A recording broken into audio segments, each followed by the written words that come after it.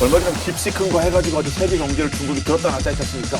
예, 그런 내용들이 많아요, 요즘. 자, 밀리터리 센스의 10년 만난 본게임 오늘도 본 내용으로 곧장 진격해보도록 하겠습니다. 안녕하세요. 저희는 본게임 2의 SG입니다. 오늘의 주제 영상을 통해서 확인하시죠.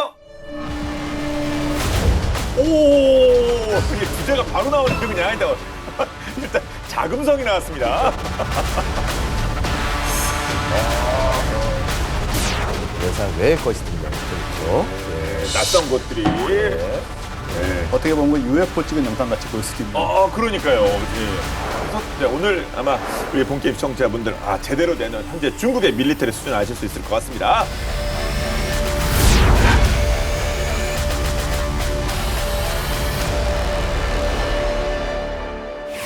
최근 중국이 신무기를 잇따라 공개하고 있는데 붙어있는 타이틀이 이제는 세계 최초뿐만 아니라 최첨단, 최신 것들 다 그냥 최신으로 가고 있습니다. 자, 이런 화려한 미사일 연구가 가득한데 근데 이렇게 어떤 차세대 무기를 준비하고 있기 때문에 이런 진짜 엄청난 표현들이 막 붙어있는지 많은 분들 궁금하실 것 같습니다. 일단 방금 전에 화면에 나온 것처럼 비행기부터 보도록 하죠. 생긴 게 어떻게 이렇게 생겼죠? 그러게요. 자, 올해 초에 그 중국 인민해방군은 새해를 맞이해서 자, 소위 애국주의적인 노래에 맞춰서 뮤직비디오를 공개했어요. 중국의 상용화 5세대 스텔스 전투기 젠20 그리고 중국의 전략수송기 Y20 등을 연이어 등장시키면서 이제 소위 미래 첨단 전력의 위용을 과시하는 그런 내용을 소개했는데 자, 그런데 느닷없이 은행잎과 새의 그림이 등장해서 많은 사람들이 의구심을 가졌어요. 이게 뮤직비디오로 나왔다고요? 뮤직비디오. 그거 진짜 은행잎과 새면 일단 비행기일 텐데 그렇지 않아요? 근데 새는 알겠는데 은행잎은 이게 도대체 뭐죠? 이게 자, 일단 새는 우리가 통상에 이제 스텔스 기체를 얘기할 때 새를 보통 그래요? 그렇죠. 예. 새를 뜻하는데 자, 은행잎은 뭐냐 하면요. 이게 이제 6세대 전투기를 개발하고 있다. 그래서 그 존재를 인정한 것이 아니냐. 이제 이렇게 분석들을 하고 있어요. 6세대면 미국도 아직 도달하지 못한 거 아닙니까? 도달하지 못했다라기보다는 개발에 있어서 기술은 다 있으나 이것이 실질적으로 무슨 의미가 있냐 이런 부분들을 여전히 지금 이제 검토하고 있는 단계죠. 그럼 중국은 뭔가 6세대 비행기 관련해서 뭔가 다른 게 있는 겁니까? 어떻게 된 겁니까? 일단 그런 것으로 보이는 거죠. 네. 지난해 2024년 12월 26일에 신형 전투기가 중국 상공에서 포착이 됐는데요. 영상을 보시면 이건데 중간에 이날이 이제 마오쩌둥 생일이고 중국의 5세대 스텔스 전투기인 젠20이 출시된 지 13주년 된 날이었어요. 이거 진짜 은행잎인데요? 그러니까요. 이런 날 이제 공개한 중국의 신형 전투기가 바로 이렇게 은행잎 같이 생긴 건데 근데 지금까지 중국은 미국 전투기를 그대로 모방을 하거나 여러 번 우리가 다뤘습니다마는 그리고 미국과 러시아 개념을 혼합하거나 했는데 이번 이 은행잎 같은 경우에는 디자인이 완전히 좀 독특하다라는 점에서 좀 달라진 그런 느낌을 받을 수 있습니다. 그렇습니다. 또 디자인이 이게 떠다니는 게 근데 진짜 은행잎도 이거 좀 길거리다 가다 보면 끝이 이렇게 갈라진 것들이 있거든요. 그런 가지 진짜 비슷하죠. 은행잎을 제대로 베꼈다. 이건 그런 생각이 드는데 그럼 설마 이제 중국이 이 전투기 부분에 있어서도 세대를 미국을 뛰어넘는 거 그런 거 아닙니까? 이게 보면은요, 지금까지 전 세계적으로 전투기 개발은 미국이 이끌어왔다. 이래도 이제 과언이 아니죠. 5세대 전투기를 비롯해서 사실 그 이전 세대도 보면 그렇고요. 소위 이제 세대를 선도해 온 게 미국이었기 때문에 6세대 역시 미국이 가장 먼저 성공할 거다. 이게 일반적인 관측이었어요. 근데 실제로도 보면 이제 미국은 4세대 공중 우세 사업을 추진을 하면서 6세대 전투기를 사실 개발하고 있는 도중입니다. 근데 이제 지난 2020년에 소위 차세대 공중우세 NGAD 기술 실증기를 비행했다고 알려졌는데 실제 기체를 공개하지는 않았어요. 그냥 가상 이미지만 나왔습니다. 근데 그러다가 중국이 은행잎 전투기를 이제 이렇게 깜짝 공개하면서 세계 최초로 공개된 6세대 전투기다라는 타이틀을 가져가게 된 거죠. 전투기 세대 구분이 이거 정말 6세대 맞는 거냐. 왜냐면 우리가 6세대라고 얘기하기 위해서는요. 단순히 뭐 뒤에 수직 꼬리 날개 없으면 6세대다?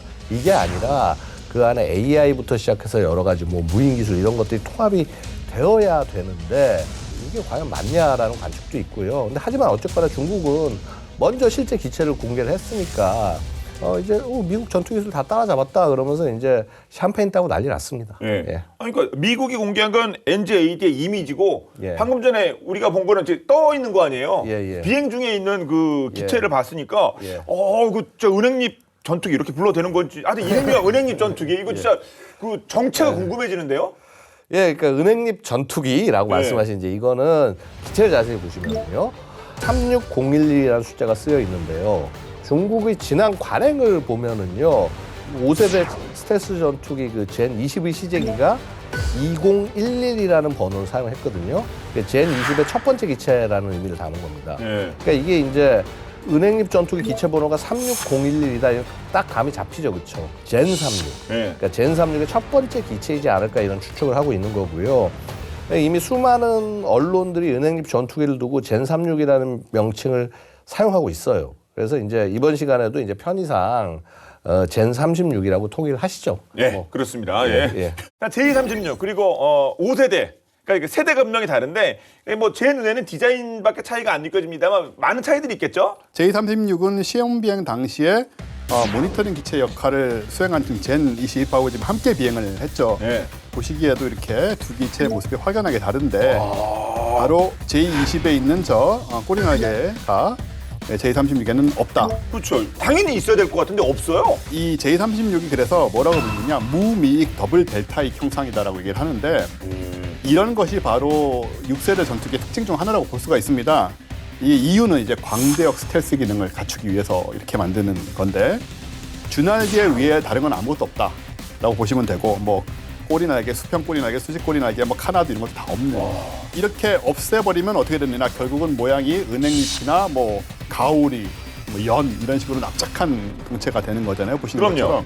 것처럼 이렇게 되면 이제 레이더 접히탐 성능이 아주 뛰어나지게 되는데 기본적으로 원리가 레이더 접히탐이라는 것의 원리가 레이더 전파를 회절, 반사, 흡수하는 그런 원리잖아요. 근데 꼬리날개가 없으면 굴곡이나 난반사가 최소화되기 때문에 360도 모든 방면에서 최상의 스텔스 성능을 기대할 수 있다. 이런 차이가 있고요. 근데 기존의 스텔스기는 아무래도 꼬리날개가 있기 때문에 측면하고 후면에서 이렇게 튀어나온 부분이 있으니까 네. 레이더 반사 면적이 넓어질 수밖에 없는 부분이 있습니다. 근데 J36 같은 경우에는 꼬리날개가 아예 없다 보니까 이런 문제가 보완이 돼서 레이더 전파를 반사하는 것을 막는 부분에서는 가장 적합한 형상이라고 할 수 있습니다. 예. 그럼에도 불구하고 뭐 기존 그 스텔스기들이 그 꼬리날개가 있었던 건 뭐 그만한 다 이유가 있을 거 아닙니까? 일단 뭐 잘 날아야 되는 부분이 네. 있으니까요. 꼬리날개가 굉장히 중요한데 비행기 방향 전환하는 그 러더 같은 것도 이제 수직 꼬리날개에 붙어 있죠. 에스컬레이터라고 하죠. 저 수평 꼬리날개에 붙어 있는 또 예. 이런 여러 가지 장비들이 붙어서 방향 전환하고 제어하는 임무를 맡을 수밖에 없는 그런 거였는데 이걸 없애게 되면은 당연히 방향 전환이나 안정성이 떨어지니까 사실 날 수가 없다 옛날 기준으로 보면. 그러게 뭔가 대책이 있으니까 그런 거 아니겠습니까? 예, 날기도 어렵고 기동성도 엄청 낮아지게 되는 건데 네. 그래서 이 문제를 해결하기 위해서 어떻게 해야 되느냐. J36 같은 경우에는 은행이 비슷하다고 갈라진 부분 얘기하셨잖아요. 근데 은행이 끝자리가 이렇게 많이 갈라지잖아요, 끝이. 예, 지금 요것도 밑에 보시면 딱 그런 식인데 이게 이제 다 플랩이에요. 이 많은 게요? 예. 그러니까 조정이 되는 거예요? 이게 다 하나하나 조정이 되는 조정 ing면으로 지금 활용이 되는 건데 예. 사실은 플랩은 거의 모든 비행기에 다 있잖아요. 우리 그렇죠. 일반 항공기에도 이렇게 출발할 때 보시면 옆에서 이렇게 움직이고 하는 거 다 주날개에 보실 수가 있는데 이 플랩이 비행기의 뭐 상승, 하강, 방향 전환 시 양력을 조절하는 역할을 이제 많이 하거든요. 그렇죠. 근데 J36 같은 경우는 10개의 작은 플랩을 달고 이거를 또 일부는 또 에어브레이크처럼 사용을 하고 다양한 방식으로 사용함으로써 꼬리날개가 없는 부분들을 이걸로 다 메우는 거죠. 10개로. 네. 그리고 동시에 이제 스텔스성도 극대화할 수 있다. 이런 두 마리 토끼를 다 잡는 그런 관점이 됐는데 다만 옛날엔 이게 안 됐던 이유는 이걸 이 조종 ing면으로 이 플랩을 제대로 다루려면 기체 상태하고 외부 환경을 고려해서 컴퓨터로 아주 미세한 제어를 하거든요. 예. 그 기술이 없었던 거예요, 옛날에는. 이제는 이제 그게 있거나 그와 유사한 어떤 기술을 가지고 있다라고 볼 수가 있는 거고 사실은 이 비행 제어 소프트웨어를 개발할 때 하드웨어도 그렇지만은 소프트웨어 개발할 때 굉장히 많은 돈과 시간이 필요하거든요. J36은 그래서 그런 부분들과 함께 이제 이 10개의 ing면을 전투기에 붙여서 수평 꼬리날개, 수직 꼬리날개 이런 부분들이 아예 없어진 거를 해결하려고 했다라고 예. 보여지고요. 결과적으로 기존 중국의 5세대 전투기는 물론이거니와 미국의 F-20이나 F-35보다 예. 스텔스 기능은 더 강화가 됐을 것으로 추정이 되는 거죠. 근데 솔직히 이렇게 가오리처럼 생긴 거는 다른 기체도 있었죠 전에 그 사례가요. 그럼요. 그러니까 보면은 지금까지 이제 꼬리 날개 없는 디자인, 요거 전투기에는 폭격기에 많이 활용됐죠. 자, 여기서 보시면은 이제 이 전략 폭격기 그 B2와 그다음에 이게 B21이죠, 그렇죠? 예. 이게 차세대. B2는 주위에 3개의 조정인면을 설치해서 플랩처럼 활용을 합니다. 그래서 사실 이제 이 3개를 활용하는 것만 해도 엄청나게 비용이 들었는데 중국은 10개의 플랩을 채택했다. 그러니까 한마디로 6세대 전투기에 그 활용되는 첨단 기술에 투자를 아끼지 않았다. 아껴 없이 돈을 쏟아부었다. 이렇게 말씀을 드릴 수 있겠습니다. 그렇습니다. 근데 얘 이전에도 있지 않았어요? 역시 우리 뭐였죠? 얘 이전에 있었던 것 같아요. 예, 역시 우리 터줏대감 다 오세요. 이제 본 게임에. 바로 이제 1970년대 후반부터 개발된 스텔스기의 조상 F-117 나이트호크. 예. 이걸 이제 꼽을 수가 있고, 이 F-117은요. 자 보시면 이제 저 생긴 게 아주 그냥 이렇게 못생길 수 있어요. 솔직히 얘가 더 멋있지 않나요? 멋있는데 못생겼어. 옛날에 세련돼 보였는데 지금 보니까 좀 촌스럽네요. 네, 무슨 각그랜 뭐 그런 자동차가 생각이 나기도 하고요. 예. 근데 이제 이게 F-117이요 스텔스 전투기라고 얘기하는데 사실 정확히 얘기하자면 공대공 능력이 없는 전술 폭격기예요. 예.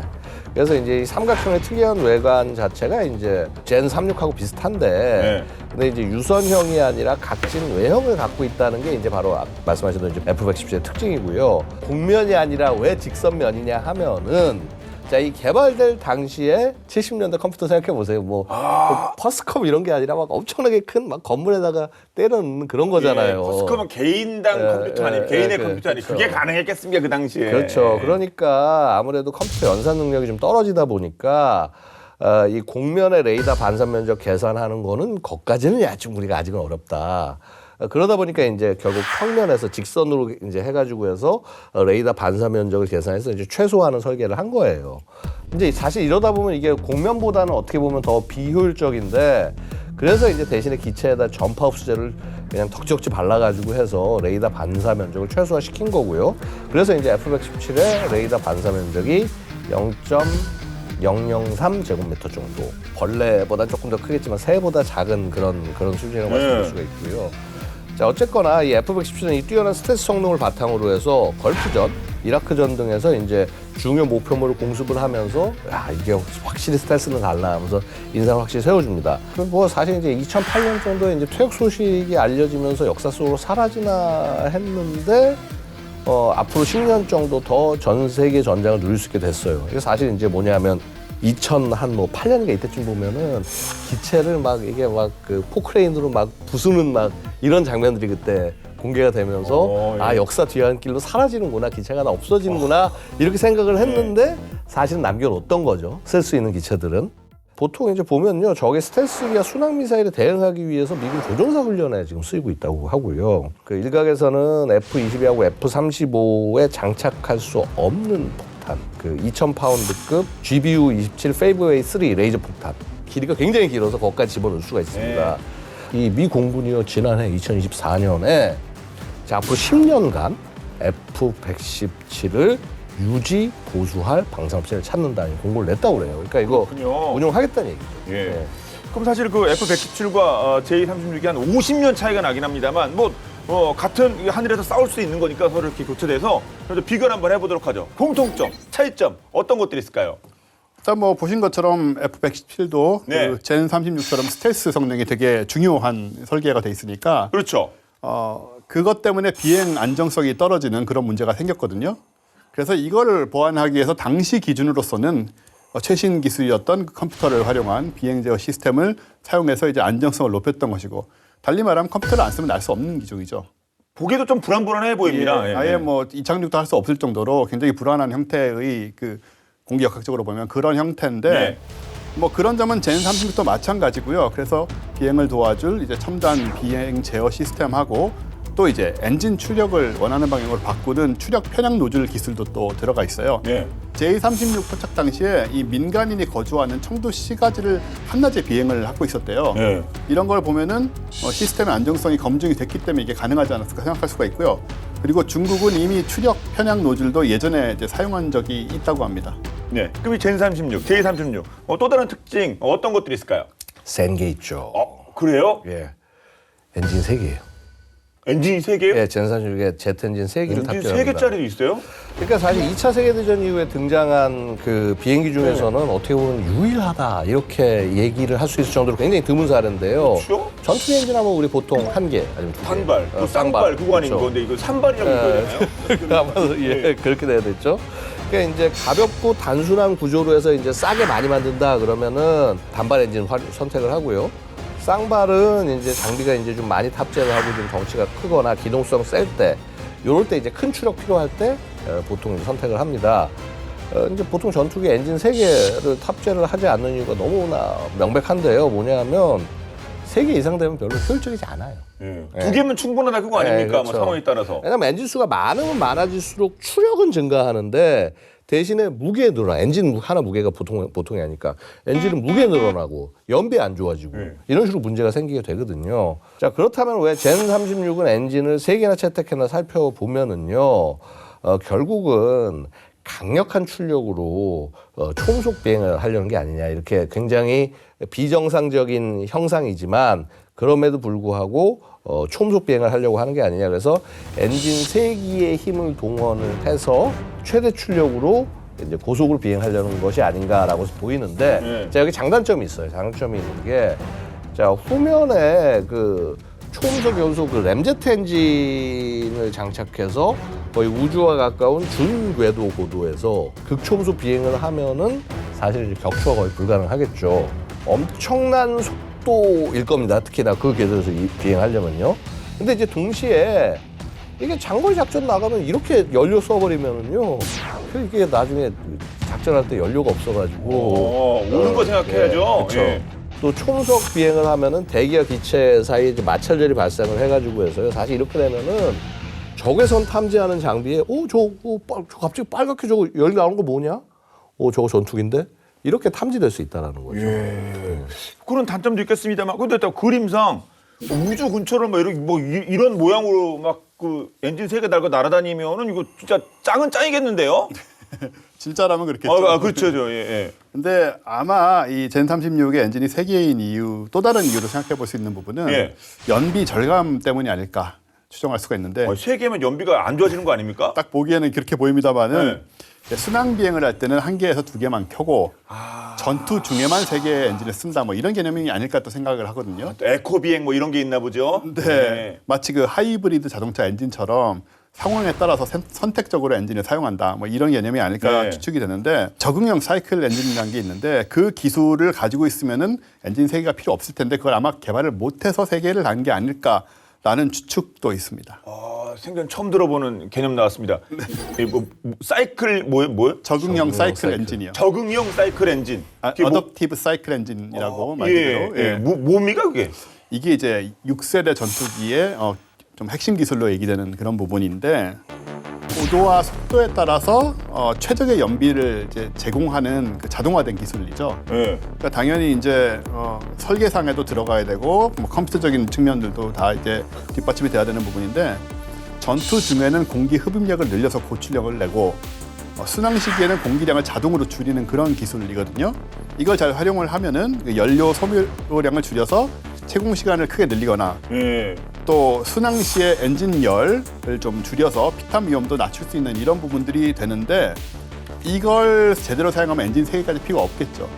근데 중국이 아마 이 기술을 확보하지 못해서 대신에 5세대 전투기에 활용하는 엔진을 3개나 가져와서 지금 넣어놓은 것이 아닌가라는 그런 좀 관측도 있습니다. 뭐 중국의 나름대로의 뭐 해법이 엔진 3개인 것 같은데요. 근데 이렇게 좀 특이한 이 전투기 J36 이거 왜 만든 겁니까? 왜 만들었는지 지금 중국 안에서도 의견이 분분해요. 그러면 안 되는 거 아닙니까? 일사분란 왜 만들었는지는 잘 만들었는지 못 만들었는지를 따져야지 왜 만들었냐가 지금 나면 안 되는 거 아닙니까? 기차가 날아다니는데. 그러니까 사실은 이제 뭐 몇 가지 목표가 있어 보이는데 제가 천천히 풀어드릴게요. 네. 자, 일단은 보면은요, 제3중 크게 한번 볼게요. 이게 크기 굉장히 큽니다. 당시 이제 함께 시험 비행했던 젠 20이랑 크기를 비교해 보면 알 수 있는데요. 사실 이 젠 20이 이 소위 스텔스 전투기, 5세대 전투기들 중에서 좀 큰 편에 속하는데 그 옆을 비행한 젠 36이 덩치가 훨씬 컸어요. 보세요. 이게 거리로 보면은 비슷해 보일지 몰라도 이쪽이 훨씬 더 가깝기 때문에 쟤는 훨씬 더 큰 거예요. 자, 그래서 얘는 이제 전장이 전체 길이가 21.2m, 날개 폭이 13m 정도라 요걸 추정을 해보면요. 젠 46은 하여튼 최소 22에서 26m 정도까지 전장이 되는 거고요. 날개 폭도 20에서 22m 정도 추정이 됩니다. 자, 이 기체가 거대해졌다. 게다가 엔진이 3개다. 자, 그러면은 무게가 어떻겠습니까? 당연히 무거워지겠죠. 얼마냐가 문제죠. 자, 그러니까 젠 36의 최대 중량이 무려 50톤 이상일 수 있다라는 얘기까지 나와요. 이제 근거가 이제 바로 이 그 랜딩 기어 그 착륙 장비입니다. 이제 보면은요, 랜딩 기어 타이어가 무려 6개나 됩니다. 전방에 수평으로 2개, 네. 동체 앞뒤로 2개씩 이렇게 2세트예요. 타이어 많이 장착하는 건 착륙할 때 정말 꽝 하고 큰 충격받는 항공모함용 함재기 외에 이렇게 이 지상에서 활주로에서 뜨고 내리는 기체가 이거 한다? 이거 그거 무겁다는 얘기예요. 착륙 장비 때문에 무거워진다고 하면 이거 좀 비효율적인 것 같고. 그럼 이거 어떻게 봐야 되는 거예요, 그럼요? 예. 착륙 장비 때문에 무거워지는 게 워낙 무겁다 보니까 예. 착륙 장비도 이제 큰 걸 쓰게 된다라는 뜻인 거고요. 그런 얘기예요. 예, 그렇게 말씀드린 거고. 자, 그러면 아니 최대 중량 50톤짜리 대형기가 이거는 공중전용 전투기가 아니란 얘기예요. 그럼 뭐는 그러니까 이게 지상만 쏘나요? 그렇죠. 장거리 공격 능력을 갖춘 예. 전투 폭격기로 쓰일 수 있다. 그러니까 공중정용이 아니라 그 B2나 아니면 그거보다 살짝 사이즈 작은 B21을 만들잖아요.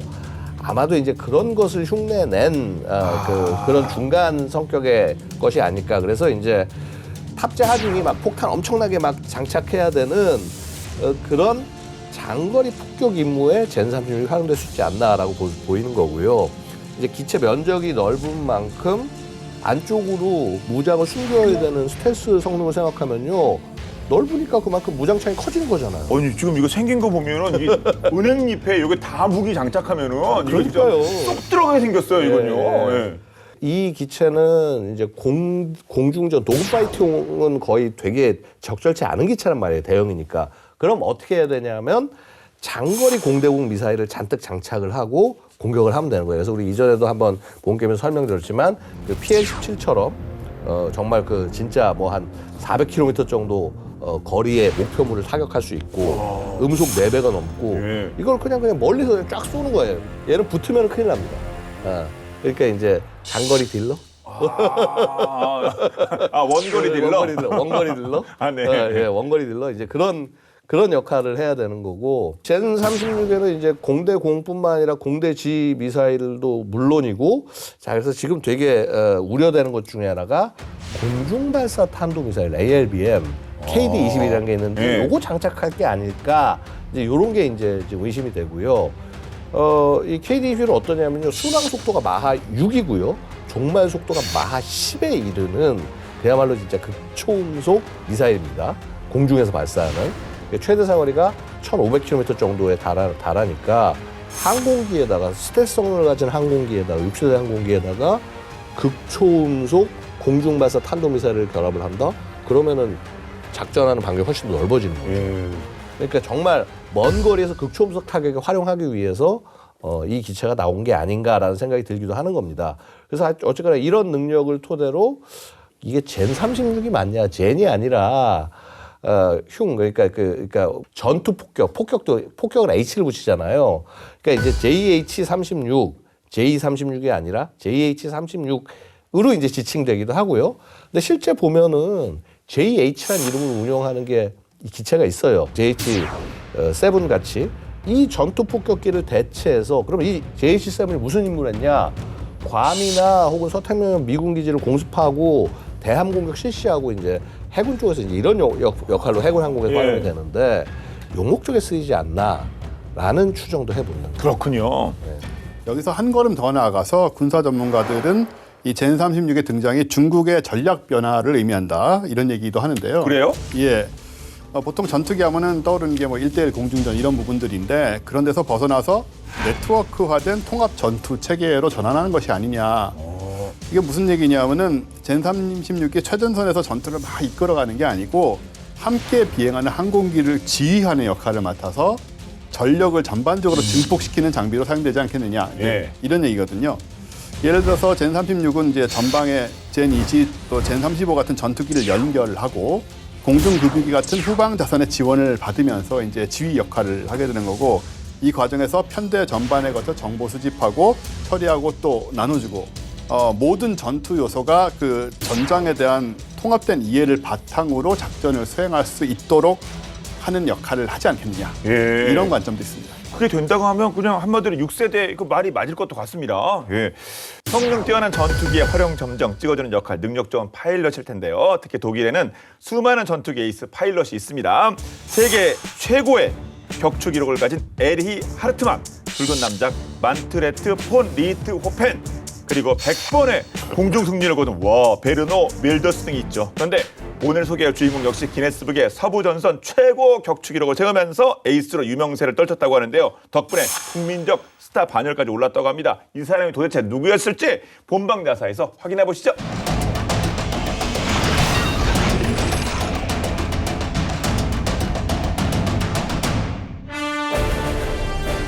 키 173cm의 다부진 몸매, 깊고 신비로운 눈, 오똑한 콧날, 갸름한 턱선, 거기다 부침성 좋고 활발한 성격까지 엄친아 그 자체인 한스 요하임 마르세이. 잘생긴 외모 탓에 배우인가 싶겠지만 놀랍게도 그는 독일의 에이스 파일럿이라고 하는데요. 아프리카 전선에서 화려한 정가를 기록하며 특출난 에이스로 손꼽힌 한스 요하임 마르세이. 수려한 외모 뒤에 감춰진 그의 실력은 대체 어느 정도일지 지금부터 낱낱이 파헤쳐 보겠습니다.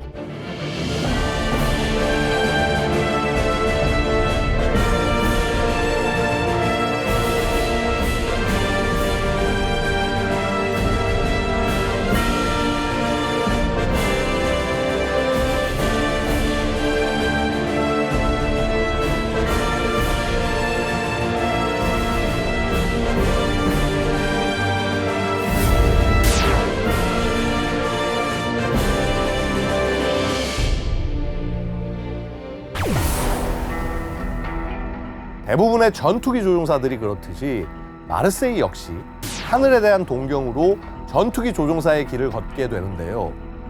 영국 본토 항공전에서 8기를 격추하는 전과를 달성하며 제27 전투비행단에 전입했지만 실력을 인정받기는커녕 오히려 눈에 가시 같은 존재로 부상하죠. 그도 그럴 것이 마르세이의 인사 기록은 거의 악평으로 도배되어 있었는데요. 규율 위반, 사고, 불복종 등 온갖 문제가 빼곡하게 적혀 있었습니다. 심지어는 사관 후보생 시절부터 여자 관계가 복잡하다는 얘기까지 들려왔죠. 8기 적기를 격추할 때도 6대의 메스슈미트 ME-109를 잃기까지 했는데요.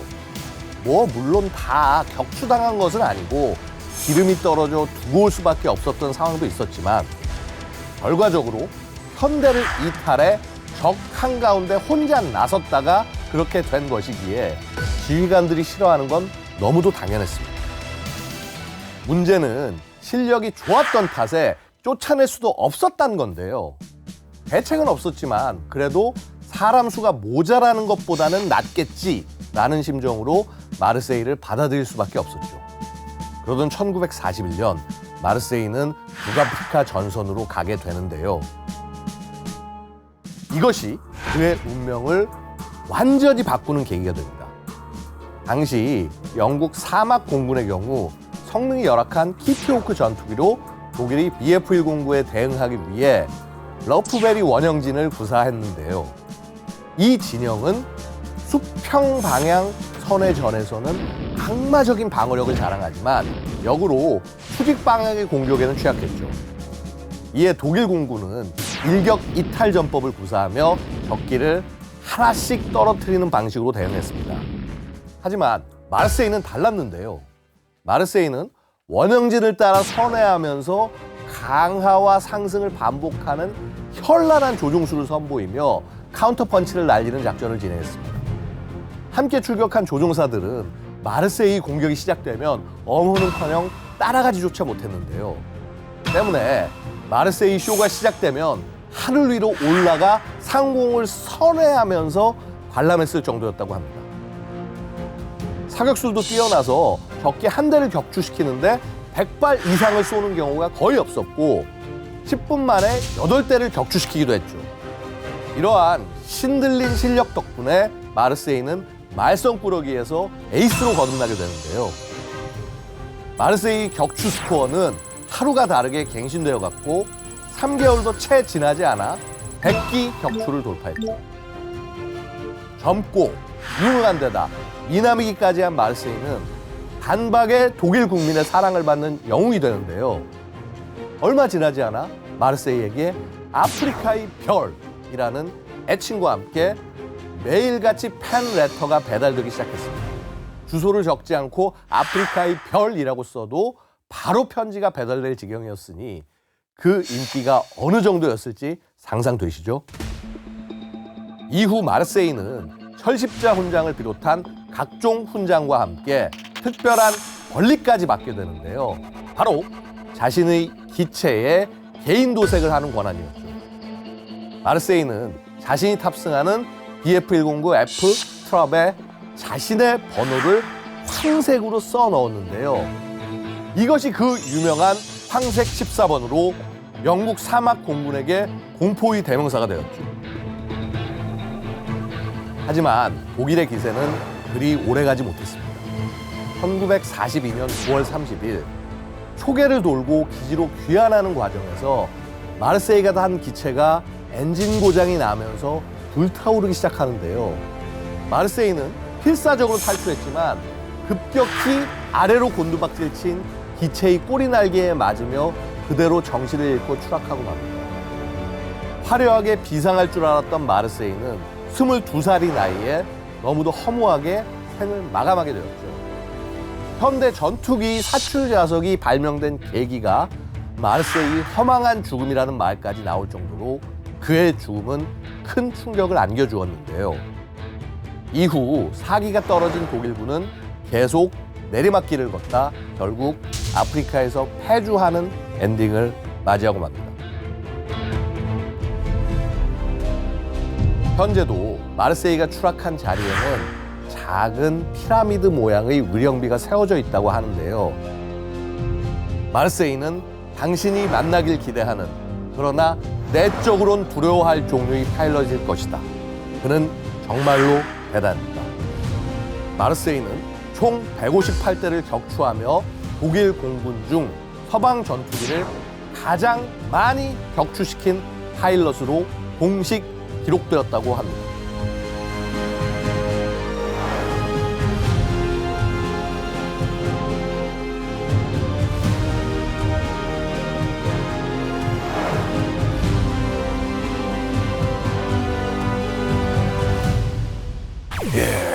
네, 아이돌 버금가는 외모에다가 뭐 잘생겼어요. 실력도 다 가진 분인데 좀 끝이 좀 허무했다. 20대 초반에. 그러니까요. 시대를 잘못 태어난 비운의 주인공 같기도 하고요. 예. 보통 이제 보면은 얼굴값 한다. 뭐 여성 편육 좀 다양하잖아요. 그런 쪽으로. 예. 그러니까 파일럿으로 말씀드리는 게 아니라. 근데 그런데 자기 머리만 믿고 이런 사람이 아닌가 싶지만요. 사실 마르세이는 굉장히 노력형 천재라고 해요. 그래서 보통 경우에 이제 이렇게 격추되거나 전술 실패하면 그냥 몰라 하면서 이제 죽기 싫어하면서 포기하는데 마르세이는 그 자신만의 전술을 확립할 때까지 굉장히 끈질기게 노력을 했다고 그래요. 그래서 사실 이렇게 일찍 사고로 죽는 바람에 이 전술을 완전히 보완할 시간은 없었는데 만약에 이제 그 사고로 죽지 않고 살아 있었다면 새로운 전법의 시조가 되지 않았을까 뭐 이런 생각도 듭니다. 네.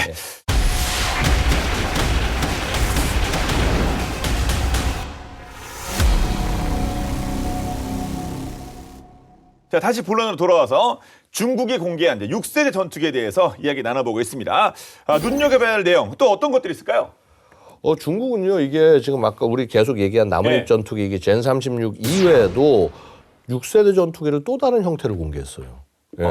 모델이 하나 더 있어요? 예, 지금 보면은 그렇지 않습니까? 지금 젠 20 공개할 때도 젠 20 말고 젠 지금 35라고 부르는 F-35 카피 비슷한 거 등장했죠.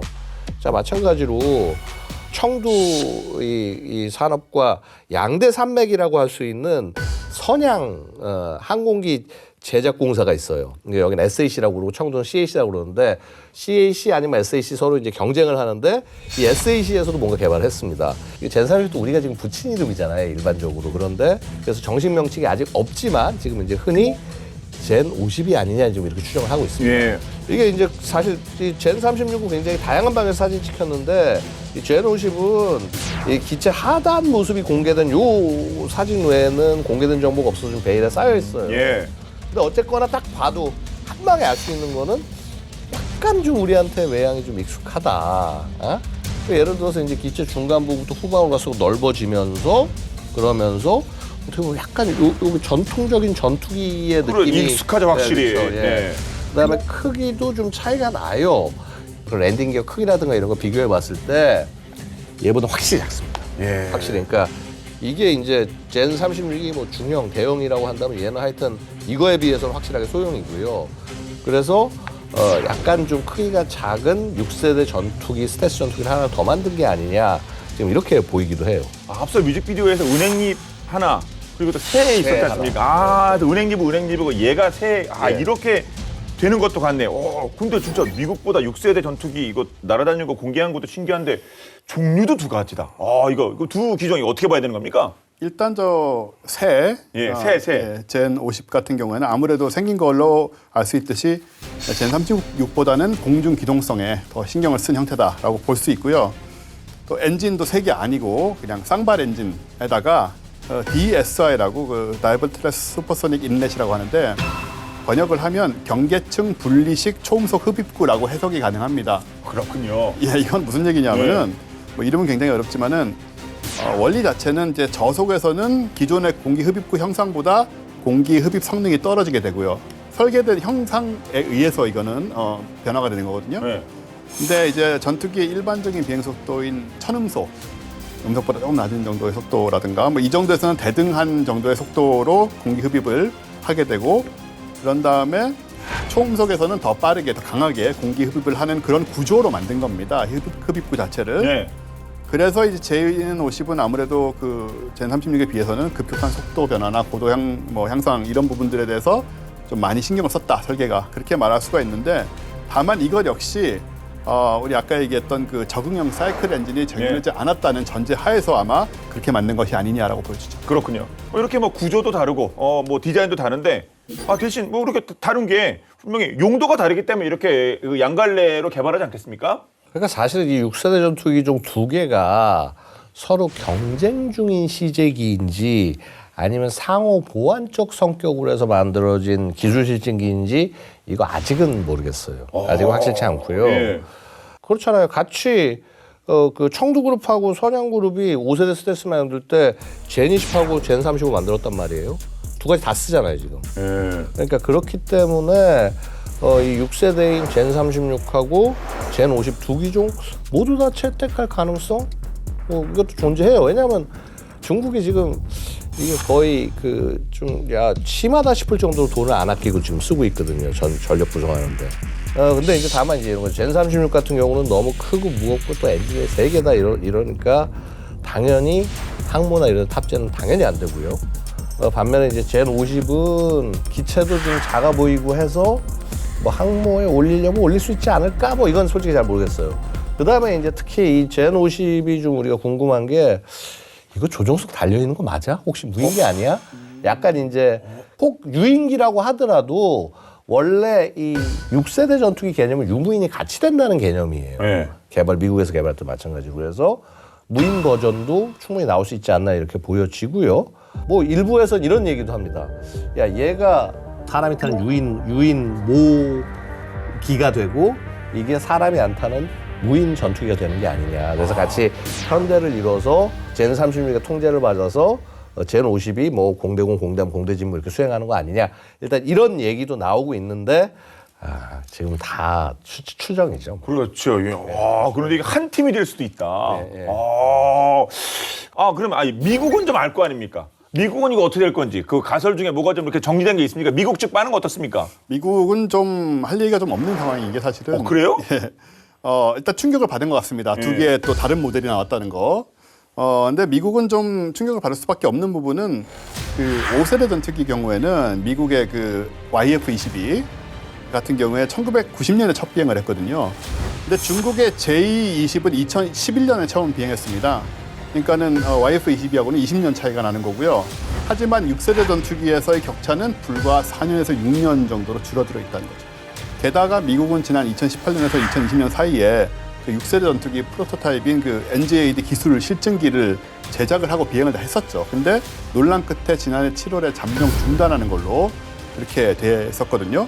이런 상황에서 중국이 이렇게 6세대 전투기를 2대나 많잖아요 공개를 하다 보니까 미국보다 중국이 먼저 앞서가고 실전 배치를 하게 되는 게 아니냐라는 그런 가능성까지 지금 나오는 거죠. 그렇죠. 저희 본 게임에서 다룬 것 같은데 뭐 대세는 무인기다 하면서 6세대 뭐 잠정 뭐 보류 뭐 이랬던 것 같은데 네. 중국이 저렇게 막 치고 나오면 이거 글쎄 다시 생각 바꿔야 되는 거 아니야? 이럴 수도 있는 거 아닙니까? 미국도? 뭐 지켜봐야겠긴 한데 미국 가만히 있겠습니까? 그렇게 이제 뭔가를 하겠죠. 네, 뭔가 하겠죠. 그래서 일단은요. 그러니까 이게 뭐냐면 지금 중국도 제가 볼 땐 저게 완전히 성능이 완성이 되거나 그런 건 당연히 아니고 시험 비행인데 그런데 공개를 왜 했냐 하면 결국은 기술력이라는 그 소위 상징적 가치를 보여주는 겁니다. 그러니까 우리 충분히 이런 기술력 가졌다. 근데 반면에 지금 미국은 그림만 공개하고 실물을 공개 못했잖아요. 자 그러면은 기술력이 뒤바뀌는 거 아니냐. 그러니까 이제 그런 우려를 하게 되는 거죠. 그러니까 뭐 사실 전투기라는 게 야 너희 나라에서 제일 센 무기체계 가져와봐 하면 누구나 다 그 나라 전투기를 떠올려요. 그만큼 군사기술의 가장 상징적인 무기체계라고 할 수 있고요. 이게 지금 만약에 젠 36쯤 뭐 그냥 날아가는 거 하나만 한 장면만 보여준 건데 만약에 그것에 더해서 조금 더 실질적인 모습을 보여준다 그러면 미국은 아직 개발도 완료 못 해가지고 해서 저거 하고 있는데 중국은 실제 운용도 하고 이제 저만큼 개발했네. 자 이렇게 되면은 야 도대체 이제 미국이 기술적 리더십 가진 거 맞아? 군사기술 정말 선진국 맞아? 예. 이제 이런 상황까지 오게 되는 거죠. 그러니까 이거는 미국으로서도 굉장히 받아들이기 쉽지 않을 거라고 보이고 일종의 자존심 싸움이기도 하지만 단순한 자존심 싸움만은 아니라는 말입니다. 그래서 이제 뭐 실제로 이제 미 공군 관계자 더그 위커트 준장이 얘기를 한 게 말이 좀 의미가 있는데 2027년까지 태평양에서 중국의 현대식 전투기가 미군 대비에 12대 1까지 늘어날 수 있다. 그러니까 미국 첨단 전투기 하나인데 중국 첨단 전투기가 12대가 되는 그런 상황이 될 수도 있다라면서 우려를 전하기도 했어요. 자, 이러면은 당연히 이제 심리적인 것뿐만 아니라 실질적 능력 면에서 차이가 나는 게 아니냐. 게다가 이제 사실은 지금 서구 무기 체계들은 가격이 다 지금 비싸잖아요. 특히 미국 특히 최첨단 항공기 얼마나 비쌉니까? 부르는 게 가만히니까. 부르는 게 값인데 아무래도 이 사회주의, 공산주의의 장점은 가격이 어디서 국가가 하라는데. 그러니까 그냥 자기 원하는 대로 최대한 가격이나 이걸 낮춰서 국가 동원을 통해 가지고 해서 무작정 늘려버릴 수가 있으니까 그런 장점을 가지고 가는 거죠. 게다가 또 거기다 걱정할 만한 게 또 하나가요. 중국이 그 미국도 못 갖는 최신 공중 전력까지 보유했다라는 얘기가 나와요. 아니 이거 말고 미국이 못 가지고 있는 공중 전력을 중국이 또 가지고 있어요. 또요? 중국이 아주 줄줄이 사탕처럼 공개하고 있는 최신 전력에 대해서 소개해드리고 있는데요. 중국이 미국보다 먼저 하늘에 떠 있는 6세대 전투기를 공개한 데 이어서 미국도 보유하고 있지 않은 뭔가 또 있다. 세계 최초. 그게 또 뭡니까? 중국이 가지고 있는 그게.